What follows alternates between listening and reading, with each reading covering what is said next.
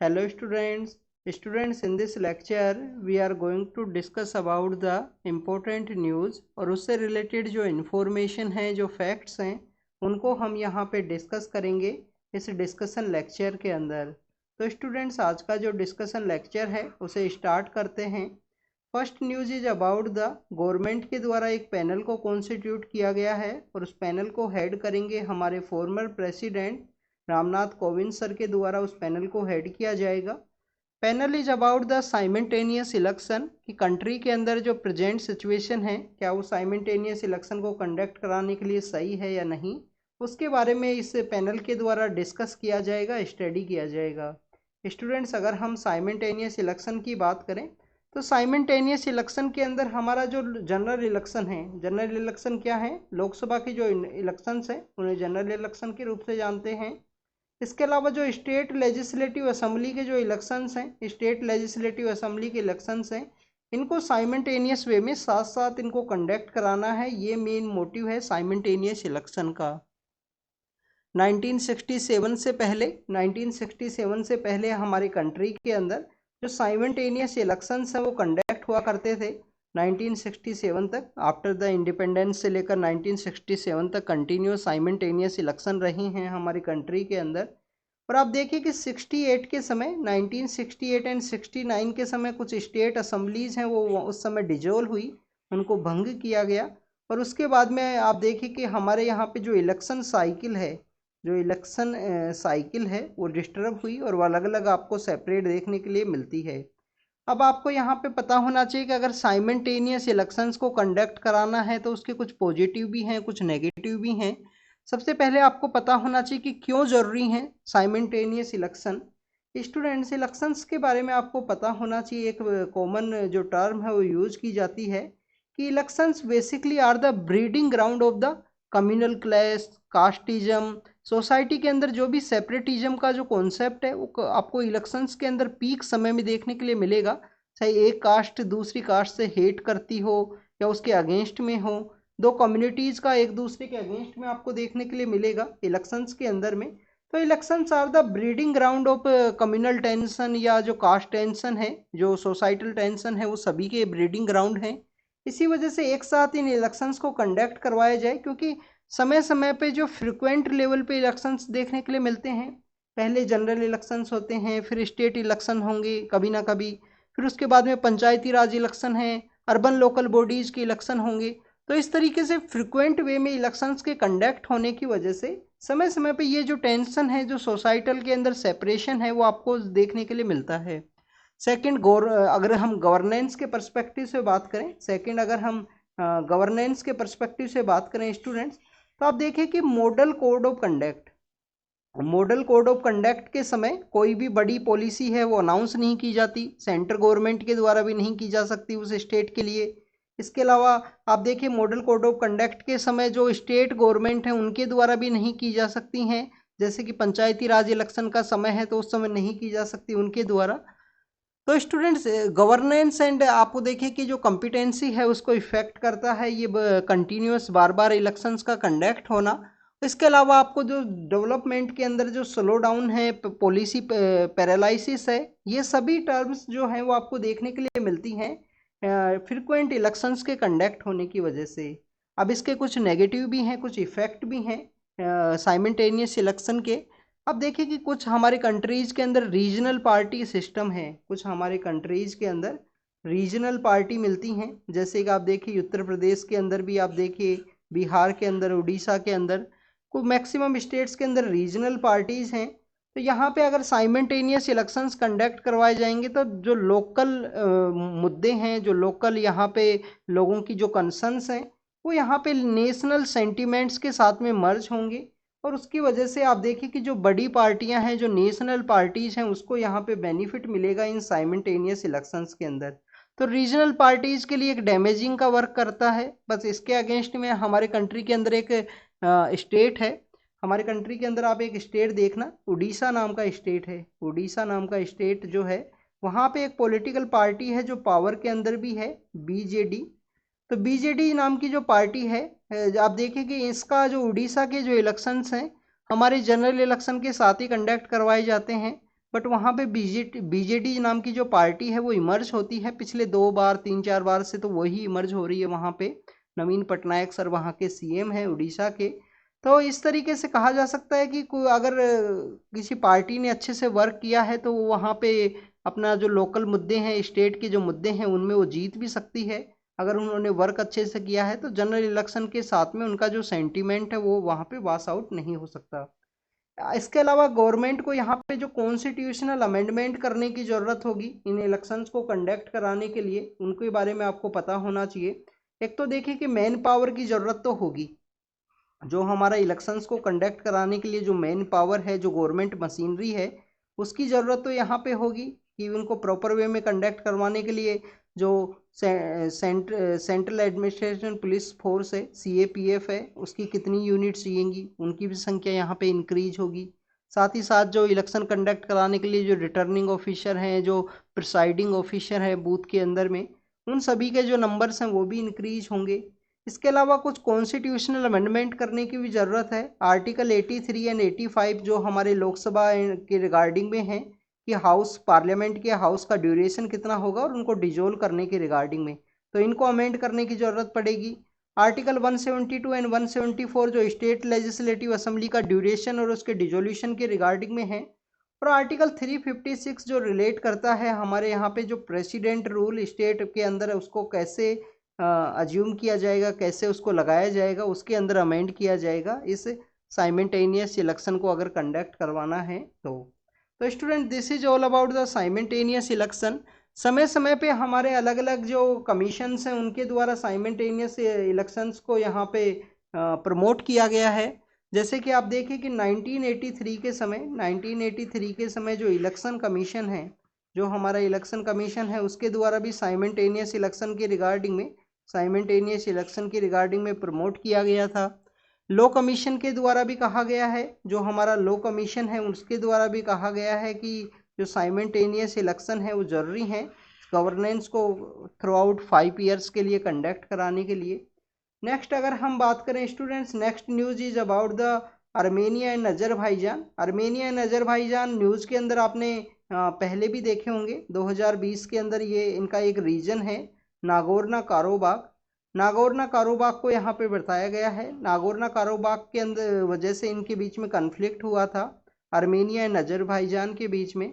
Armenia basically एक landlocked country है। Azerbaijan के अपना कैस्पियन सी के साथ अपना जो बाउंड्री है वो शेयर करता है। तो स्टूडेंट्स नागोर्नो काराबाख की वजह से भी ये न्यूज़ के अंदर में थे। अभी फ्रेशली इनका जो एरिया है उसके लिए इनके बीच में जो लड़ाई है वो स्टार्ट हुई है, जिसके अंदर अगर हम बात करें कि दोनों ही कंट्रीज़ के द्वारा एलिगेशंस लगाए गए हैं। जैसे आर्मेनिया के द्वारा कहा गया कि जो सोटक नाम का एक टाउन है वहाँ पे अजरबैजान के द्वारा अटैक किया गया। अजरबैजान के द्वारा कहा गया है कि इनका एक स्पेशल एरिया है जिसको काल बाजार के रूप से हम जानते हैं, जो काल बाजार है उसके ऊपर आर्मेनिया के द्वारा अटैक किया गया। स्टूडेंट 2020 के अंदर नागोर्नो जो काराबाख है उसकी वजह से भी यहाँ पे कन्फ्लिक्ट था दोनों कंट्रीज़ के बीच में। अगर हम अजरबैजान के बारे में बात करें, कैस्पियन सी के साथ अपना एरिया शेयर करता है। कैस्पियन सी के साथ जो एरिया शेयर करते हैं उनको हम तारीख के रूप से जानते हैं। तारीख के अंदर आप देखिए कि तुर्कमेनिस्तान है। तुर्कमेनिस्तान वही कंट्री है जिसके साथ इंडिया तापी पाइपलाइन बनाने वाला था, बट अफगानिस्तान के अंदर जो तालिबान के टेक ओवर की वजह से शायद ये प्रोजेक्ट अब कोल्ड स्टोरेज के अंदर चला गया है। ए से अजरबैजान है, आर से रसिया है, आई से ईरान है और के से आपको यहाँ पे जो कजाकिस्तान है वो आप देखने के लिए मिलता है। स्टूडेंट्स ईरान का ही वो सिटी है जो जिसे हम रामसर के नाम से जानते हैं, रामसर कन्वेंशन है, वो इसी कैस्पियन सी के साथ अपना एरिया शेयर करता है। और इसी कैस्पियन सी के साथ में जहाँ पे 1973 के समय जो रामसर साइट है, जहाँ रामसर कन्वेंशन है वो साइन किया गया था वेटलैंड्स के प्रोटेक्शन के रिगार्डिंग में। तो स्टूडेंट्स आर्मेनिया एंड अजरबैजान के रिगार्डिंग में है। आर्मेनिया लैंडलॉक कंट्री है। अजरबैजान की कैपिटल आपको पता होगी। अजरबैजान की कैपिटल का नाम है बाकू। अजरबैजान की जो कैपिटल है उसका नाम है बाकू। अगर हम आर्मेनिया की कैपिटल के बारे में बात करें तो येरेवान नाम का इसकी जगह है, येरेवान नाम की जगह है, वो आर्मेनिया की कैपिटल है, ये आपको पता होना चाहिए। तो this is about the Armenia and Azerbaijan, जिसको के बारे में आपको लिटिल बिट इंफॉर्मेशन होनी चाहिए। चाइना के द्वारा जो नया मैप निकाला गया, उस मैप को पहले इंडिया के द्वारा रिजेक्ट किया गया कि चाइना के द्वारा जो क्लेम्स किए गए हैं वो सही नहीं है। अभी प्रेजेंट समय में हम बात करें कि उसके बाद में फिलीपाइंस है, मलेशिया है, इंडोनेशिया है, ऐसे काफ़ी सारे कंट्रीज के द्वारा उस मैप को रिजेक्ट किया गया। रिसेंटली जिस कंट्री के द्वारा मैप को रिजेक्ट किया गया है उसका नाम है नेपाल। आप देखें कि नेपाल के द्वारा इस मैप को क्यों रिजेक्ट किया गया, उसके बारे में आपको पता होना चाहिए। नेपाल के द्वारा 2020 के समय, जो कोविड-19 का जो समय था, तो 2020 के समय नेपाल के द्वारा एक मैप है वो निकाला गया। उस मैप के अंदर इंडिया के 3 एरिया हैं। 1920 के समय एक मैप निकाला गया और इंडिया के 3 एरिया हैं। इसके अंदर एक एरिया है काला पानी, एक एरिया है काला पानी। अब याद रखना, वो जो अंडमान के अंदर सेल्यूलर जेल है, अंडमान एंड निकोबार के अंदर जो सेल्यूलर जेल है, जहाँ पे हमारे जो वीर सावरकर सर एंड काफ़ी लोग रहे हैं, उस सेल्यूलर सेल को काला पानी की सजा के रूप से जानते हैं। और ये उत्तराखंड के अंदर सिचुएटेड काला पानी एक जगह है। काला पानी है, लिम्पियादूरा है, लीपू लेक है। लीपू लेक तो आपने सुना होगा, लीपू लेक आपने सुना होगा, जो जापान और जो नेपाल और इंडिया के बीच में है। लिम्पियादूरा, लीपू लेक एंड काला पानी, ये 3 ऐसी जगह हैं जिनको नेपाल के द्वारा क्लेम किया गया कि ये हमारे पार्ट के अंदर हैं। बट आप देखें कि 1828 के अंदर जो डिफरेंट टाइप की जो संधियाँ हुई थी, उस समय डिफरेंट टाइप की जो ट्रीटीज हुई, उसके थ्रू ये इंडिया का पार्ट होने की वजह से अब चाइना के द्वारा जो रिसेंटली मैप निकाला गया उसके अंदर इन तीनों जगह को, काला पानी, लीपू लेक एंड लिम्पियादूरा, इन तीनों ही जगह को यहाँ पे इंडिया का पार्ट मान लिया गया है। इसकी वजह से जो नेपाल है, जो चाइना का एक अच्छा दोस्त है प्रेजेंट समय में, उसके द्वारा इंडिया को काफ़ी बार, जो चाइना की वजह से काफ़ी बार बेसिकली हम कहें कि एग्रीमेंट साइन नहीं किए, या काफ़ी सारे जो प्रोजेक्ट्स हैं चाइना को दे दिए हैं।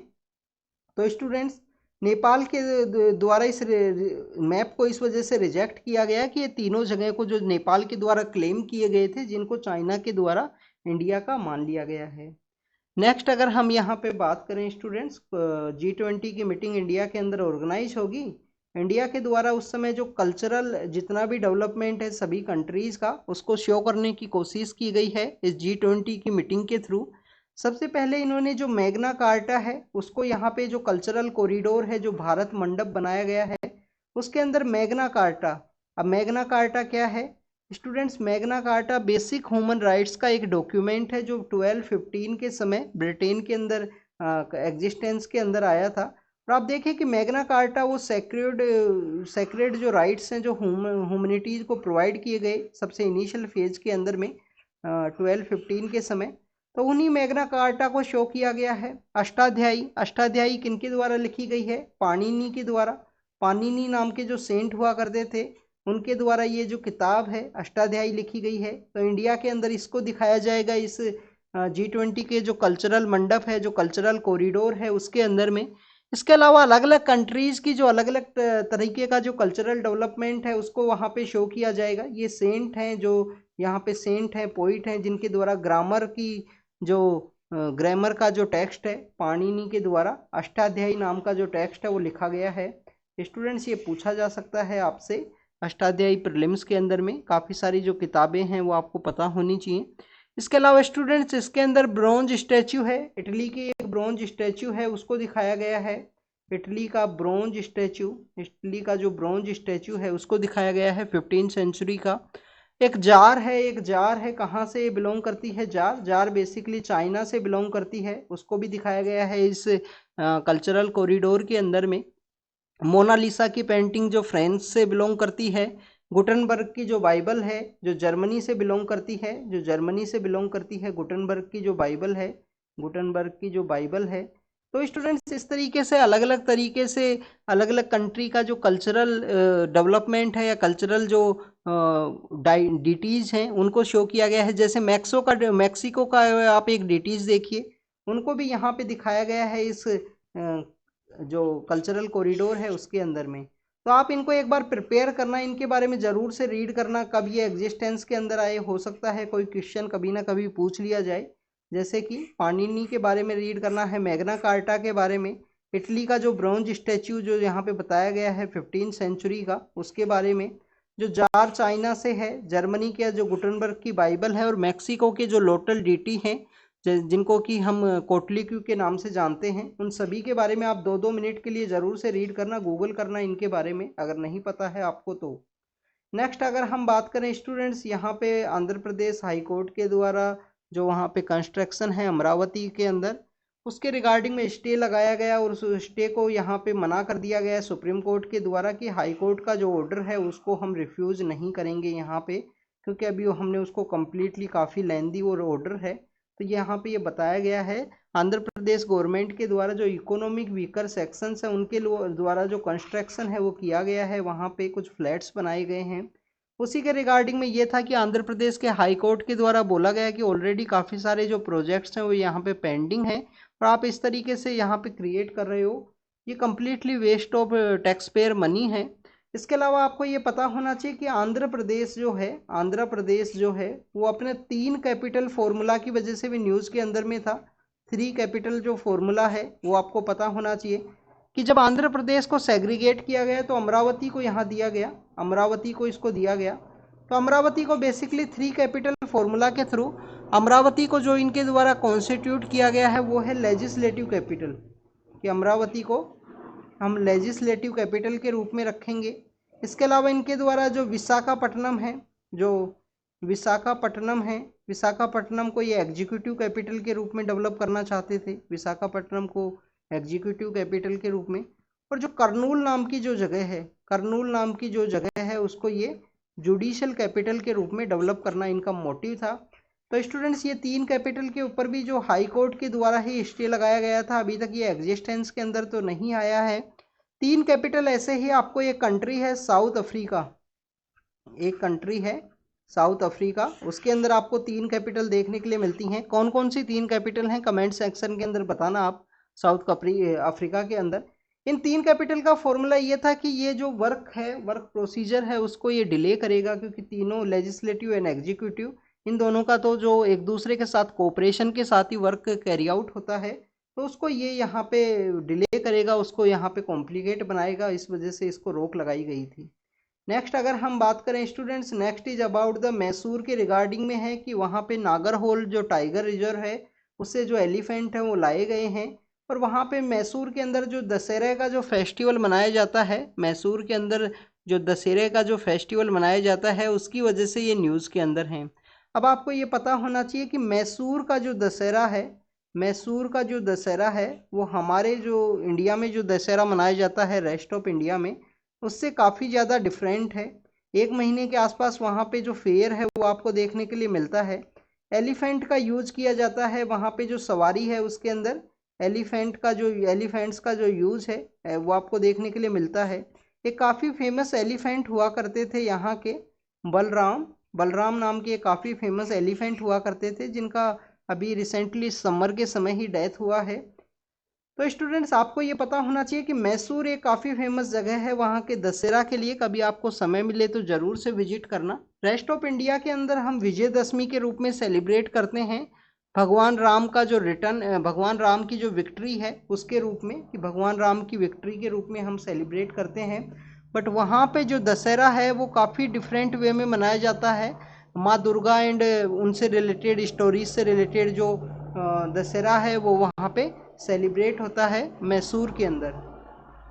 इसी मैसूर से स्टूडेंट्स आप देखिए कि अलग अलग जो डायनेस्टी हैं वो रूल किया करते थे। इसी मैसूर से एक इम्पोर्टेंट रूलर हैं हैदर अली, और हैदर अली के बेटे हैं टीपू सुल्तान। वो काफ़ी इम्पोर्टेंट पर्सन है जिनके द्वारा अंग्रेज़ों के खिलाफ में जो लड़ाई है वो लड़ी जाती है। एंग्लो मैसूर वॉर आपको देखने के लिए मिलता है, फर्स्ट है, सेकंड है, थर्ड है।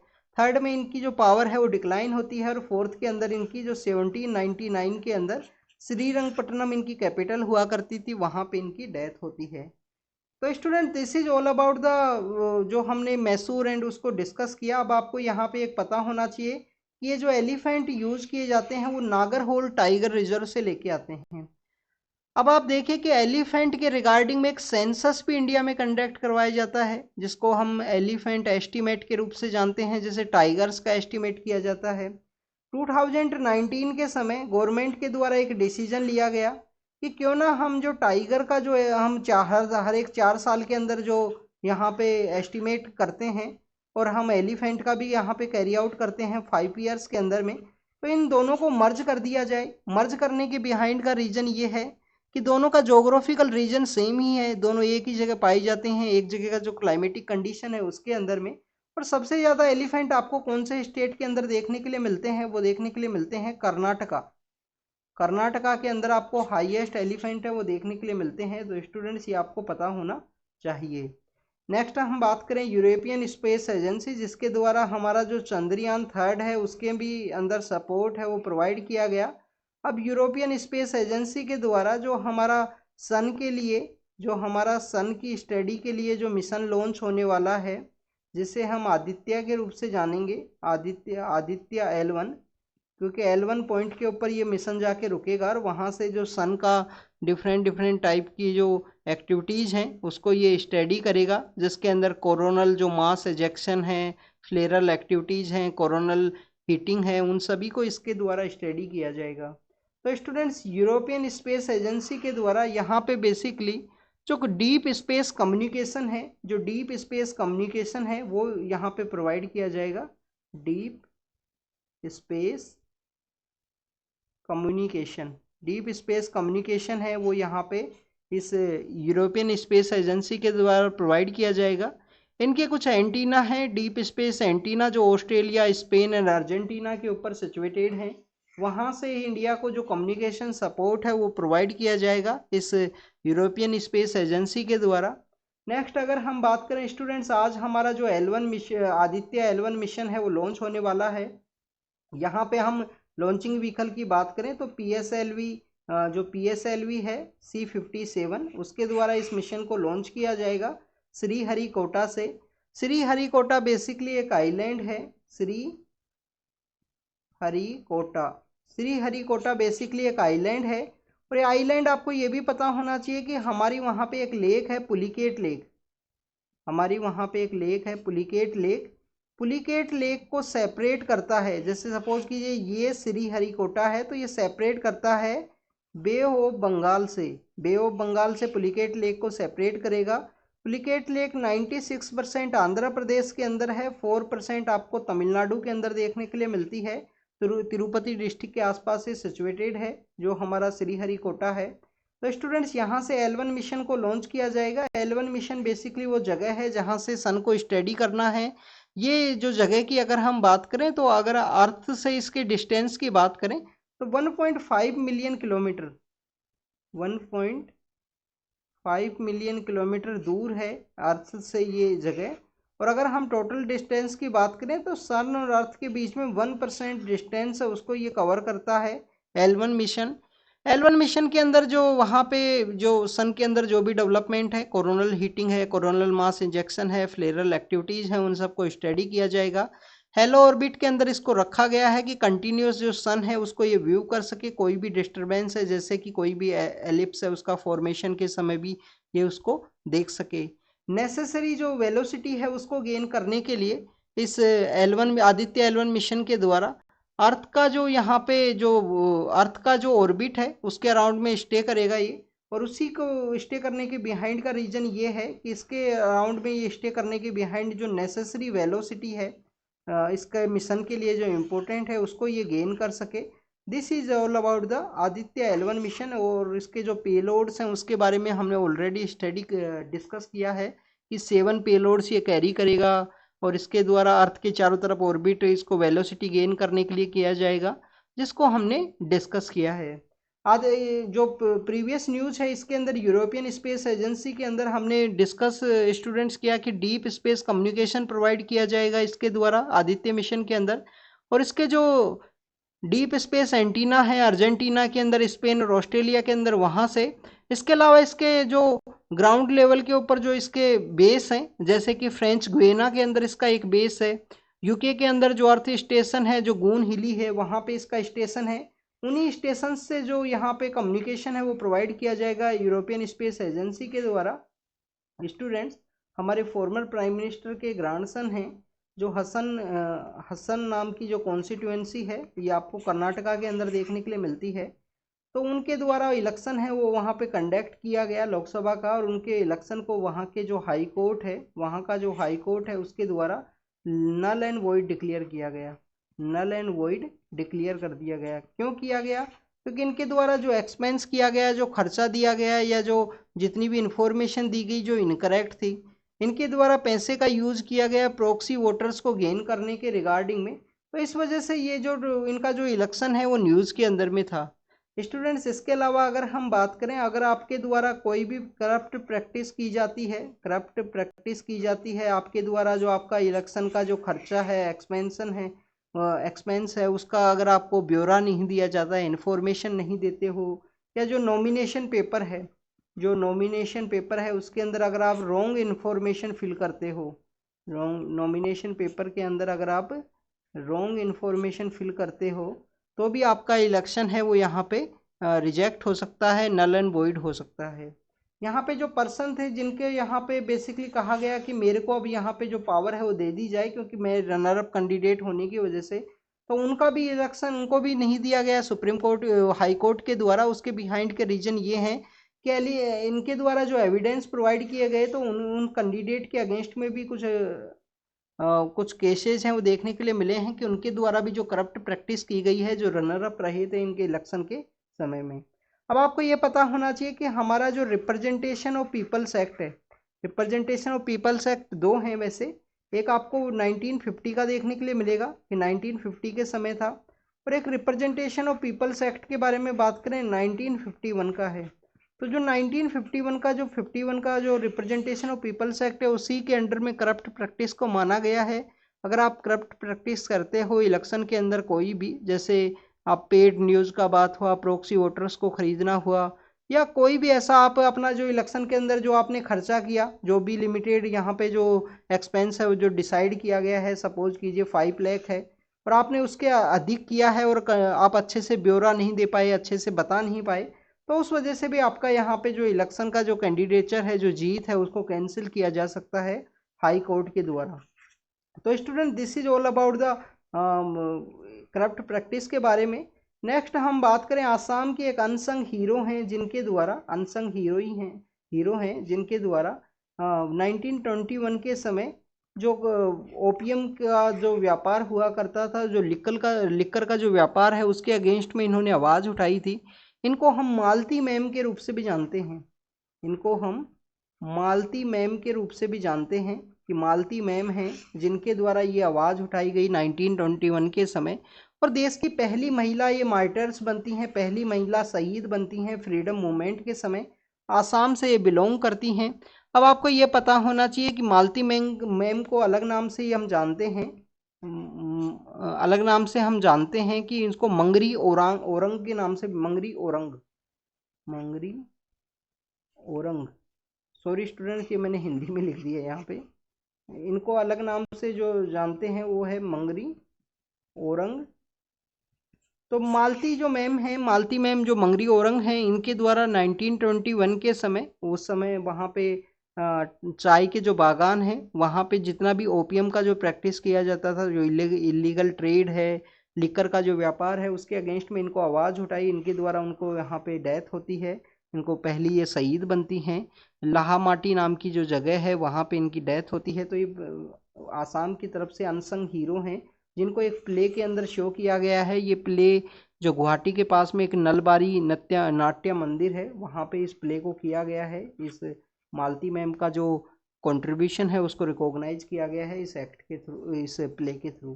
तो स्टूडेंट्स, आपको इस तरीके से पता होना चाहिए मालती औरंग मैम है, और ऐसे और भी काफ़ी सारे अनसंग हीरोज़ हैं जिनके बारे में आपको पता होना चाहिए, जो आपके एरिया के अंदर जिन्होंने कंट्रीब्यूट किया है फ्रीडम मूवमेंट के समय। नेक्स्ट न्यूज़ के बारे में अगर हम बात करें, अरुणाचल प्रदेश के द्वारा जो रोडेंट्स हैं, जो चूहे हैं, उनको पकड़ने के लिए जो ग्लू ट्रैप्स हैं वो स्टार्ट किए गए थे। उनको यहाँ पे ग्लू ट्रैप्स को यहाँ पे बैन कर दिया गया, हमारे कंट्री में बैन कर दिया गया है इनको, आसाम के अंदर, अरुणाचल प्रदेश के अंदर में। अब आपको ये पता होना चाहिए कि ये कौन से एक्ट के थ्रू किया गया है। तो प्रिवेंशन ऑफ जो यहाँ पे क्रुएल्टी अगेंस्ट द एनिमल, कि 1960 के समय एक एक्ट आता है आज़ादी के बाद में, जिसका मेन मोटिव यही था कि prevention of cruelty to animal, कि प्रिवेंशन करना है जो क्रुएलिटी है, अगेंस्ट एनिमल, 1960 का ये जो एक्ट है, इस एक्ट के अंडर में आपको अलग अलग तरीके की गवर्नमेंट के द्वारा जो प्रोविजंस है वो निकाले जाते हैं, जिसका मेन मोटिव यही है कि क्रुएल्टीज़ को रोका जा सके। तो ब्लू ट्रैप्स बेसिकली वो क्रुएल्टी का पार्ट माना गया है, जिसको अब रोक दिया गया है अरुणाचल प्रदेश के अंदर में। इसके अलावा स्टूडेंट्स, अगर हम बात करें इसी एक्ट के जो सेक्शन है, जो इसी एक्ट का जो सेक्शन 4 है, उसके अंदर animal welfare board of India, एक animal welfare board of India constitute हुआ, जिसका मेन मोटिव है कि एनिमल का वेलफेयर के रिगार्डिंग में जो बोर्ड है वो बनाया गया था।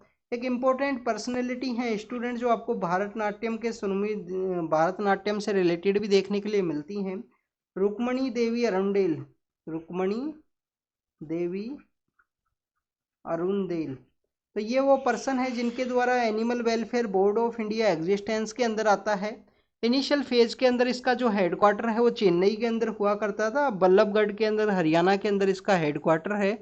28 मेंबर्स हुआ करते हैं इसके अंदर में, जिसमें 6 मेंबर आपको हमारे जो मेंबर ऑफ पार्लियामेंट हैं, 4 लोकसभा से, 2 राज्यसभा से, ऐसे आपको मेंबर्स हैं वो देखने के लिए मिलते हैं। 3 ईयर का जो टर्म है वो देखने के लिए मिलता है इस animal welfare board of India का। नेक्स्ट न्यूज़ की अगर हम बात करें स्टूडेंट्स, यहाँ पे जो ओणम है, ओणम फेस्टिवल का जो ख़त्म होने की एक फ़ोटो है उसको शो किया गया है। थ्रीसूर डिस्ट्रिक्ट है वहाँ पे केरल के अंदर, उसी के रिगार्डिंग में है। अब आपको ये पता होना चाहिए कि ओणम बेसिकली वो फेस्टिवल है कि महाबली नाम के राजा हुआ करते थे, तो महाबली नाम के जो राजा हैं उनका होम कमिंग, कि वापिस वो अपने घर को आते हैं लौट के देखने के लिए, तो होम कमिंग फेस्टिवल है ये जो ओणम फेस्टिवल है केरल का। और इसको हार्वेस्ट के समय मनाया जाता है। इस समय में नौका रेस, जो बोट रेस है, जवाहर ट्रॉफी है, वो भी आपको नेहरू ट्रॉफी है, वो भी आपको देखने के लिए मिलती है इस समय में। वहाँ पे जो बोट रेस है वो ऑर्गेनाइज की जाती है। इसके अलावा और भी काफ़ी सारे 4 इंपॉर्टेंट फेस्टिवल हैं। मलयालम जो कैलेंडर है उसके अकॉर्डिंग में एक विशु नाम का फेस्टिवल भी है, वो वहाँ पे सेलिब्रेट किया जाता है केरल के अंदर में। तो this is all about the Onam. Onam के बारे में है कि ओणम को इस समय फेस्टिवल किया जाता है मानसून समय में, जो हार्वेस्ट का समय है वहाँ पे। त्रिशूर की ये फ़ोटो है जिसको शो किया गया है। तो स्टूडेंट्स, आज का ये डिस्कशन था, जो इन्फॉर्मेशन है उसको हमने डिस्कस किया, जो भी इम्पोर्टेंट इन्फॉर्मेशन है। तो this is all about the today's discussion students. आपको अच्छे से इसको रिपीट कीजिए, एनालाइज कीजिए। Thank you very much.